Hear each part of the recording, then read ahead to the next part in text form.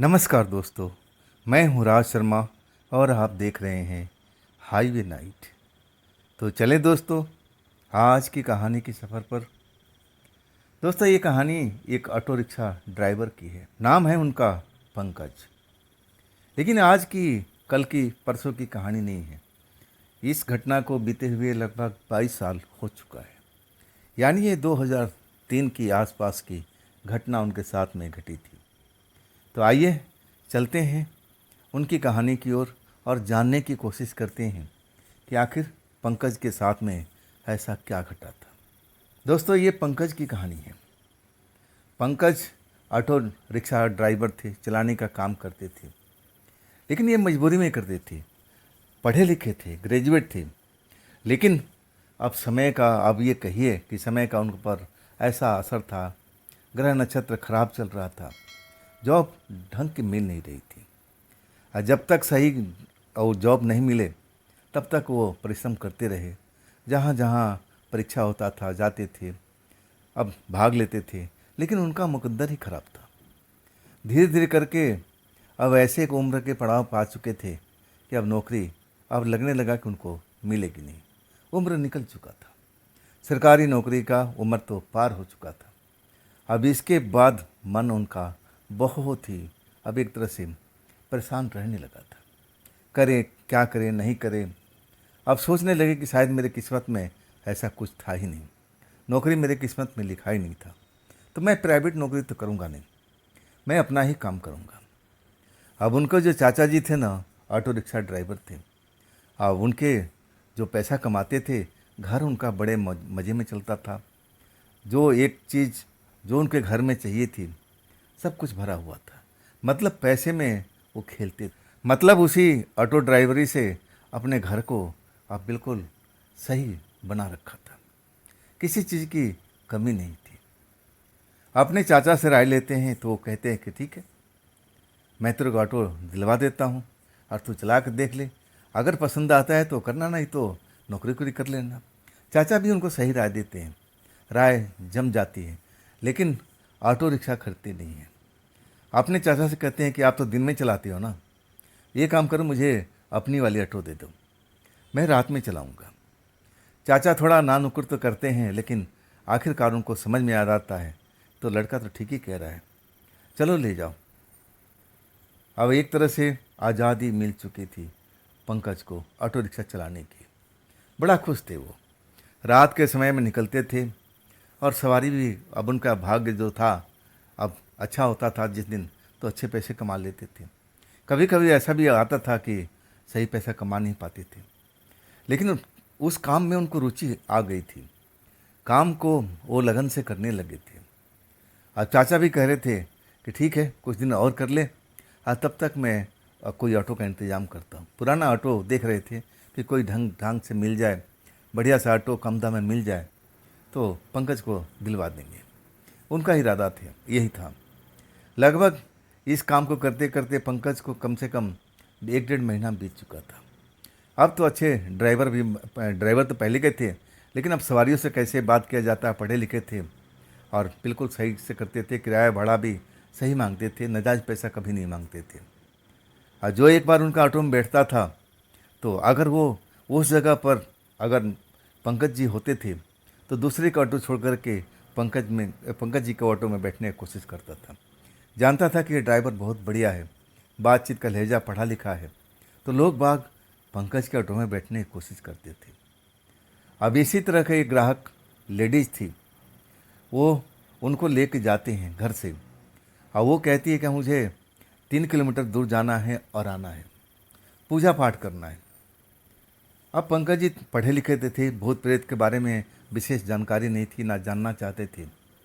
अब उस लेडी से पूछते हैं कि आप रात के टाइम में कौन सा पूजा करने जाएंगे।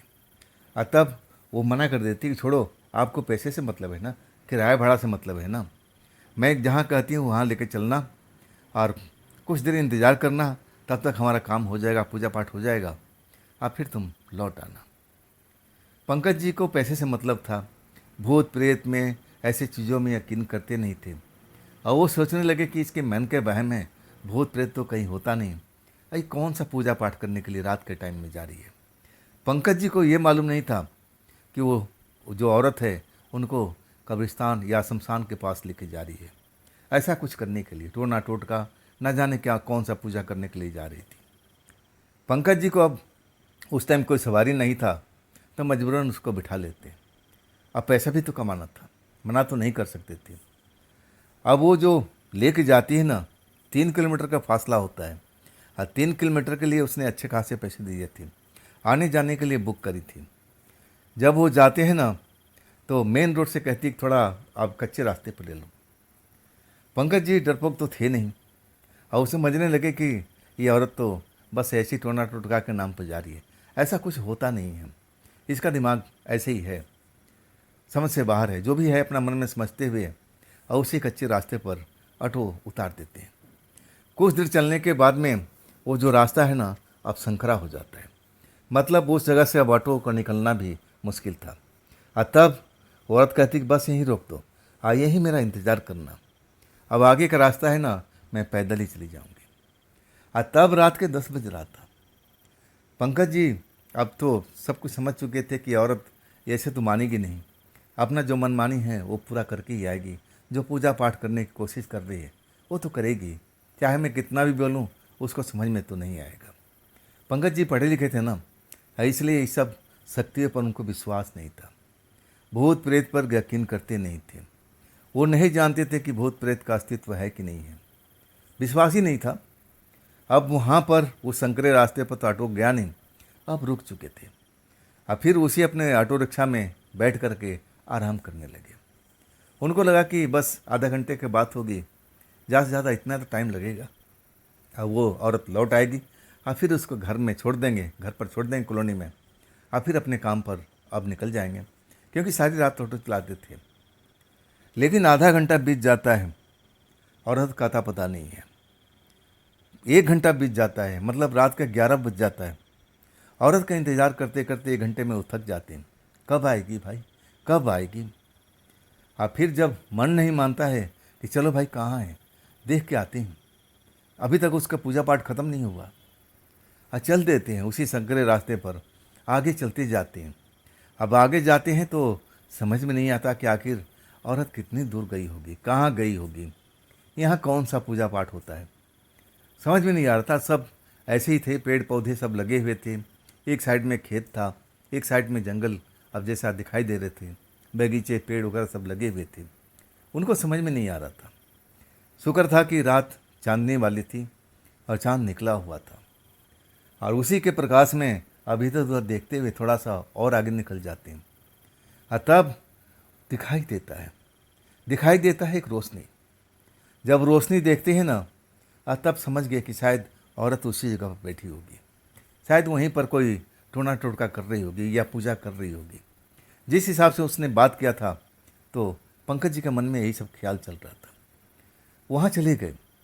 जब पास जाकर देखते हैं ना कि एक बड़ा सा एरिया है और बाउंड्री वगैरह तो किया नहीं है, हाँ एक जगह पर टीन शेड बनाया हुआ है, और तब उनका दिमाग समझ जाता है, अरे ये तो शमशान है, यहाँ तो मुर्दा जलाया जाता है, इस जगह पे औरत क्या कर रही है, ये तो हमें बोली थी कि हम पूजा पाठ करने के लिए जा रहे हैं एक पेड़ के पास में, कुछ ऐसे ही नाम लिया था, बरगद या पीपल का पेड़ का नाम लिया था कि हम वहाँ पर पूजा पाठ करते हैं।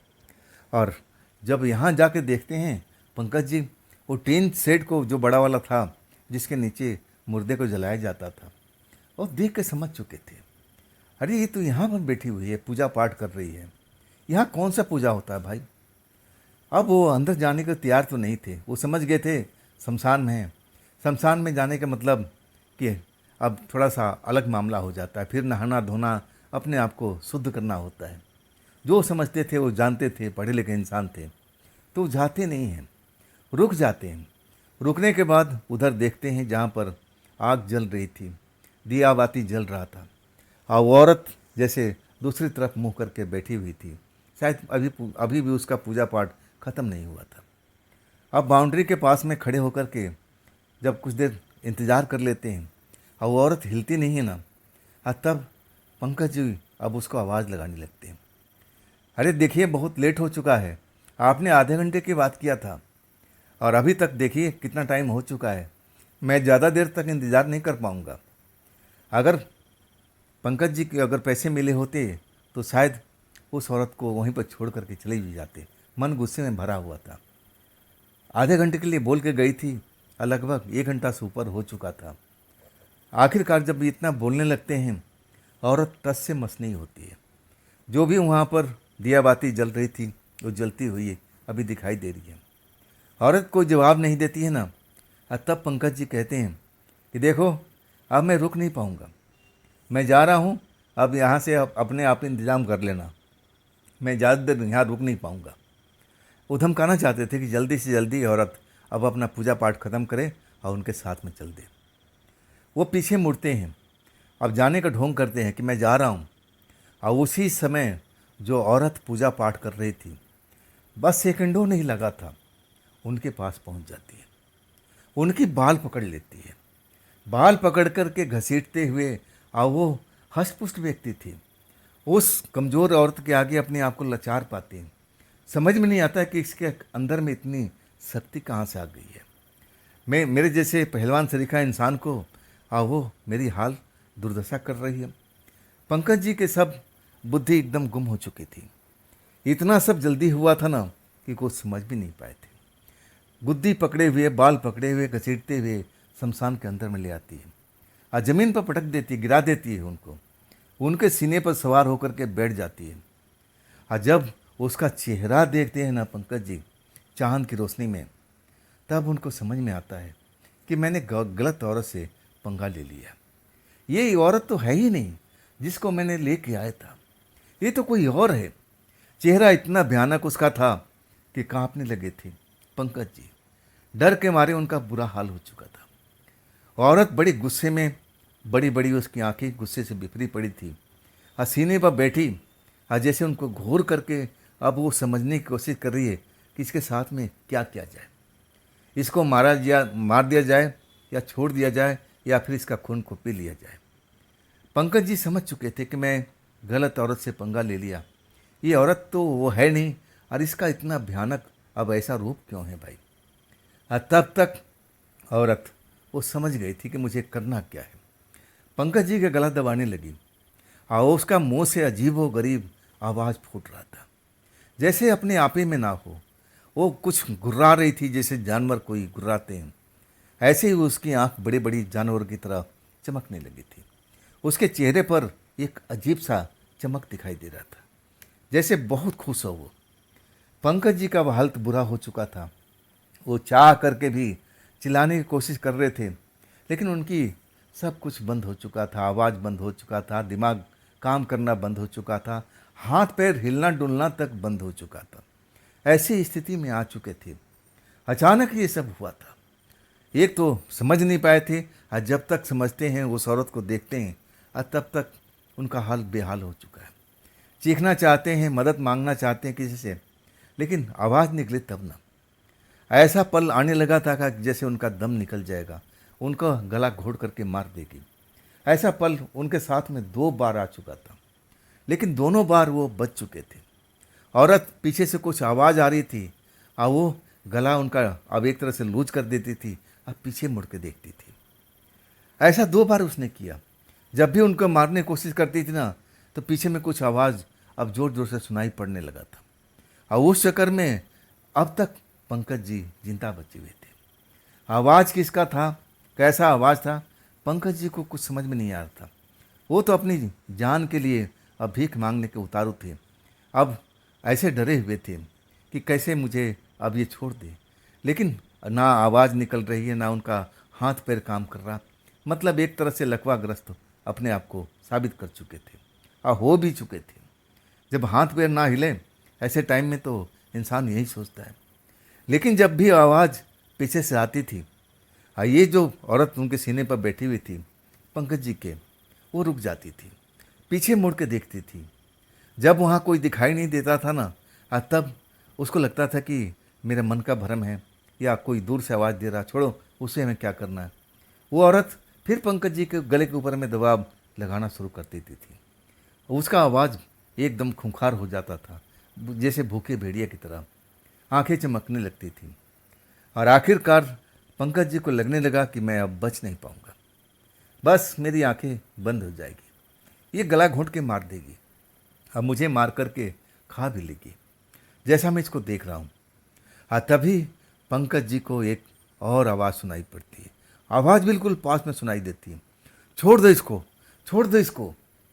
जब आवाज़ सुनाई देती है ना, पंकज जी कानों में पड़ती है, आवाज़ कुछ जानी पहचानी लगती है, लेकिन तब तक पंकज जी बेसुध हो चुके थे। औरत उनका गला छोड़ नहीं रही थी, लगातार गले पर दबाव बनाकर रखी हुई थी, दम घुटने लगा था। तब पंकज जी अपने आप को बेसुध पाते हैं, होश नहीं होता है, अचेत अवस्था में चले जाते हैं। इसके बाद उनके साथ में क्या होता है कुछ भी मालूम नहीं। जब अपनी आँख खोलते हैं ना, तो अपने आप को ऑटो रिक्शा में पाते हैं, उसी ऑटो रिक्शा में जिसको वो लेके आए थे सवारी को, और वो सवारी अब उनके सामने में है। आँख खोलने के बाद वो औरत उनके ऊपर में जैसे पानी का छिड़काव कर रही है। होश में आकर के जब देखते हैं ना, तब उनकी आवाज़ भी आ जाती है, हाथ पैर भी काम करने लगते हैं। औरत गुस्से में थी, कहने लगी कि तुम्हें उस जगह पर जाने की क्या ज़रूरत थी, मैंने तुमको मना किया था ना कि मैं पूजा पाठ करके आ जाऊंगी। अगर मैं उस जगह पर नहीं पहुंचती तो शायद तुम बच भी नहीं पाते। मैं तो आई थी, आज मैं जब देखा कि तुम ऑटो में नहीं है, तभी मेरे मन में खटका सा हो गया था कि कहीं तुम शमशान के साइड में तो नहीं निकल गए हो। मुझे ऐसा ही लगा। मैं कहूँ ना कि तब मैं उसी टाइम सोच लिया था कि मैं जब तक जाऊंगी तब तक तुम्हारा खेल हो चुका होगा। मैं डर गई थी, लेकिन मैंने तुम्हें इस जगह पर लेके आया था, मेरी जिम्मेवारी बनती थी। मैं अपनी जिम्मेवारी को अच्छी तरह समझती थी। तब मैं भागते हुए आवाज़ लगाते हुए कि छोड़ दो उसको, छोड़ दो, मुझे जानती थी कि वहाँ पर कुछ हो रहा है। मैं 3 बार ज़ोर ज़ोर से आवाज़ लगाई थी। आज जब मैं पहुँचती हूँ ना, तो तुम उस जगह पर अचेत अवस्था में पड़े थे, और वहाँ पर एक चुड़ैल खड़ी हुई और मुझे भी घूर रही थी, लेकिन वो मुझे छू नहीं सकती थी ना, वो मुझे हाथ नहीं लगा सकती थी। मैं तुम्हें होश में लाने की कोशिश किया, लेकिन तुम होश में नहीं आ रहे थे। हाँ, तुम्हारे सांसें चल रही थी, तुम आंखें खोल रहे थे, आंखें झपका रहे थे, लेकिन लग रहा था कि जैसे चुड़ैल तुम पर भारी पड़ गई है। मैं तुम्हारा हाथ पकड़कर उठाती हूँ, और तुम उठ भी जाते हो, खड़े भी हो जाते हो। अब मैं तुम्हें यहाँ तक लेके आती हूँ, अपने पैरों से चल कर के तुम इस जगह तक पहुँच जाती हो, लेकिन तब भी तुम होश में नहीं आते हो। कई पल अपने आंखें खोलते हो और फिर बंद कर लेते हो। अब मैं समझ चुकी थी कि तुम्हारे साथ में क्या हुआ है। मैं भी पूजा पाठ करती हूँ, और तब मैंने अपना जो मंत्र है उसको प्रयोग किया, और देखो वो मंत्र मेरा काम कर गया, और तुम होश में आ गए हो। तुमने ऐसी गलती क्यों की? वाकई में पंकज जी के पास इसका कोई जवाब नहीं था। आखिरकार अब औरत कहती कि देखो अब चलो, हमारा पूजा पाठ तो हो गया है, और तुम्हारी जान भी बच गई है, आगे से ऐसी कभी गलती मत करना। फिर पंकज जी उस औरत को लेकर चल देते हैं, और रास्ते भर उससे क्षमा मांगते हैं कि देखिए मुझसे बड़ा भूल हो गया, मैंने आप पर शक किया, मैं समझा कि आप शायद अब आगे बढ़ चुकी हैं, और मुझे लगा कि आप शमशान में बैठी हुई हैं। मैं दूर से देखा था तो मुझे यही अंदाज़ा लगा, और सब कुछ अपना कहानी बताने लगे कि मैं वहाँ पहुँचा तो मैंने क्या पाया। मैं अंदर तो गया भी नहीं था, बस मैं बाहर से खड़ा होकर के आवाज़ लगा रहा था। मैं आपको धमकाने की कोशिश कर रहा था कि जल्दी से आ जाइए, नहीं तो मैं निकल जाऊंगा। और उसी टाइम वो औरत सेकेंडों नहीं लगाई, अब मेरी गुद्दी पकड़ती है और अंदर घसीटती चलती जाती है। और तब मुझे समझ में आता है, जब वो मेरे सीने पर सवार हो जाती है, और तब मैं उसका चेहरा देखता हूँ तो समझ में आता है कि वो आप नहीं थे, और तब देर हो चुकी थी। वो औरत जो उनको अब बुक करके ले आई थी, और कहने लगी कि भैया ऐसी गलती कभी भूल के मत करना, आज तो मैं थी तो मैं तुम्हारी जान बचा ली। देखो तुम अब ऑटो ड्राइवर हो, देखो इस ऑटो ड्राइवर चाहे कोई भी ड्राइवर हो, रात में ऐसे ऐसे अब कठिनाई आई जाती है। अपना ऑटो छोड़ करके कभी दूर नहीं जाना चाहिए। औरत उनको बहुत सारा ज्ञान बताती है, और वो ज्ञान को समझ भी लेते हैं, और फिर कहते हैं कि बहन जी आगे से हमें कोई भूल नहीं होगा। आज पंकज जी का उम्र बहुत ज़्यादा हो चुका है, लेकिन ऑटो नहीं चलाते हैं, अपना कोई काम करते हैं। हाँ, कहते हैं कि उसके बाद मैंने 6 महीना तक ऑटो चलाया था और उसके बाद धीरे धीरे मेरी वो रुचि उसमें से ख़त्म हो गई। हाँ, मैं तो कभी रात में ऑटो चलाने जाता ही नहीं था। मेरे चाचा जी ने मुझे ऑटो खरीद दिया था, लेकिन मैं रात को कभी भी नहीं लेके निकलता था। दिन में जाता था और शाम होते होते, अंधेरा होते होते मैं अपने घर लौट आता था। हाँ, वो वास्तव में जो औरत थी, वो शायद उसका मंत्र काम कर गया था। हाँ, तभी मेरा जान बच गई थी। हाँ, वो एक साधना करने वाली महिला थी। वो पूजा पाठ करती थी।